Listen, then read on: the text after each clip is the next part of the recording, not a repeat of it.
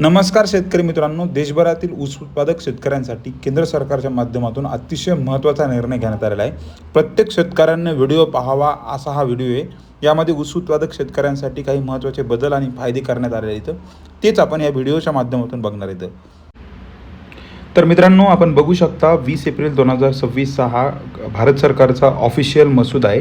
यामध्ये आपल्याला माहिती आहे ऊस नियंत्रण कायदा 1966 मध्ये बदल करून ऊस नियंत्रण कायदा 2026 असा हा कायदा येणार आहे आणि सध्या याचा मसूदा हा म्हणजे तयार करण्यात आलेला आहे. यामध्ये ऊस नियंत्रण कायदा 2026 असं याला म्हणजे नाव देण्यात येणार आहे. 20 एप्रिल 2000 म्हणजे 20 एप्रिलला जसा हा कायदा म्हणजे मसुदा हा पब्लिश झाला आहे, त्यानंतर 20 मेपर्यंत मग यामध्ये शेतकरी असेल, कारखानदार असेल यांच्याकडून आक्षेप आणि हरकती घेण्यात येणार आहेत. म्हणजे याच्यात जर काही बदल सुचवायचे असेल तर ते बदल 20 तारखेपर्यंत सुचवण्यात येणार आहेत.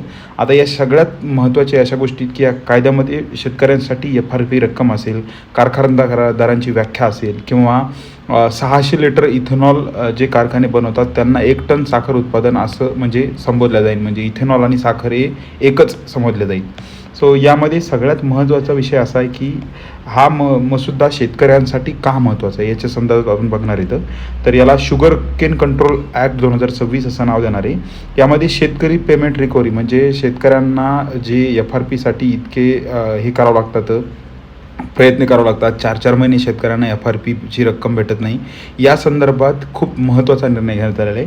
यामध्ये 14 दिवसात जर कारखान्याने FRP शेतकऱ्यांना दिली नाही ऊस गेल्यापासून तर त्या कारखानदाराला वार्षिक 15% व्याज हे लागणार आहे आणि हे व्याज थेट शेतकऱ्यांच्या बँक खात्यात टाकावं लागणार आहे. सो हा अतिशय महत्त्वाचा निर्णय आणि सगळ्यात महत्त्वाचं यामध्ये सर्व जे अधिकार पहिले साखर आयुक्तांना होते हे सगळे जे अधिकार आहेत ते आता जिल्हाधिकाऱ्यांपर्यंत पोहोचलेले आहेत.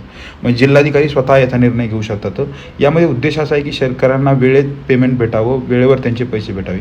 यामध्ये मुख्य उत्पादन जे म्हणजे मानावं लागतं म्हणजे एखादा कारखाना जर 600 लिटर इथेनॉल बनत असेल आणि दुसरा कारखाना जर जवळजवळ 1 टन साखर बनत असेल तर ते दोघांनाही सेम कंपॅरिझन करण्यात येणार आहे. त्याचं म्हणजे एकच ठरवण्यात येणार आहे.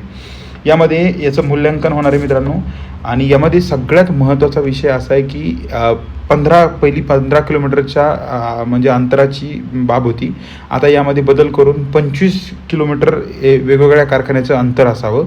यामध्ये त्या 25 किलोमीटरच्या अंतरामध्ये दुसरे कारखाने नसावे असं स्पष्ट यामध्ये देण्यात आलेले. सो आणि यामध्ये मित्रांनो जी डिजिटल माहिती असते म्हणजे शेतकऱ्यांची माहिती असेल, बिलं असतील, याची सगळी माहिती ही डिजिटल स्वरूपात ही माहिती म्हणजे पोर्टलवर किंवा साईटवर अपलोड करावं लागणार आहे. यामध्ये सरासरी जे खानसरी उद्योग असतात त्यांच्यासाठी सुद्धा म्हणजे शेतकऱ्यांना योग्य FRP रक्कम त्यांनासुद्धा द्यावी असं स्पष्ट करण्यात आलेलं आहे. आणि ज्या साखर कारखान्यामध्ये 20पेक्षा जास्त कामगार काम करतात त्यांना साखर कारखाना संबोधून त्यांच्याकडून देखील शेतकऱ्यांना योग्य न्याय भेटावा यासाठी हा मसुदा तयार करण्यात आलेला आहे. मित्रांनो, तब्बल 60 वर्षाच्या नंतर हा GR आलेला आहे आणि हा GR शेतकऱ्यांसाठी अतिशय महत्त्वाचा आहे. शेतकऱ्यांना दरवर्षी आपला ऊस गेल्यानंतर 3-3, 4-4 महिने आपल्या ऊसाच्या याच्यासाठी बिलासाठी थांबावं लागतं. मग त्यामध्ये मराठवाडा असेल, पश्चिम महाराष्ट्र असेल यांचे भाव मात्र वेगवेगळे असू शकतात. अशी पण एक हे करण्यात आलेली आहे. सो हे खूप महत्त्वाचा निर्णय आहे कारण की इतके दिवस शेतकऱ्यांसाठी चांगला कायदा नव्हता आणि कायदा नसल्यामुळे जी कारखानदारांची मनमानी होती ती चालत होती. सो कुठेतरी याला आळा भेटणार आहे आणि शेतकऱ्यांचा यामध्ये फायदा होणार आहे. सो हा एक खूप महत्त्वाचा निर्णय. आता 20 तारखेपासून म्हणजे 20 मे 2026 पासून हा जो GR आहे म्हणजे हा जो कायदा आहे हा कायदा लागू होणार आहे आणि याची अंमलबजावणी ही कडक जिल्हाधिकाऱ्यांच्या मार्फत होणार आहे. सो हेच एक महत्त्वाचं अपडेट तुम्हाला या व्हिडिओच्या माध्यमातून मला द्यायचं होतं. आपला हेतू असतो मित्रांनो तुमच्यापर्यंत खरी आणि जेन्युइन माहिती पोहोचण्याचा. आपला जर व्हिडिओ तुम्हाला आवडला असेल तर कृपया चॅनलला सबस्क्राईब करा आणि आपले जर काही प्रश्न असतील तर नक्की या व्हिडिओच्या कमेंटमध्ये लिहा. मी त्याला प्रत्येक प्रश्नाला उत्तर देण्याचा प्रयत्न करेन.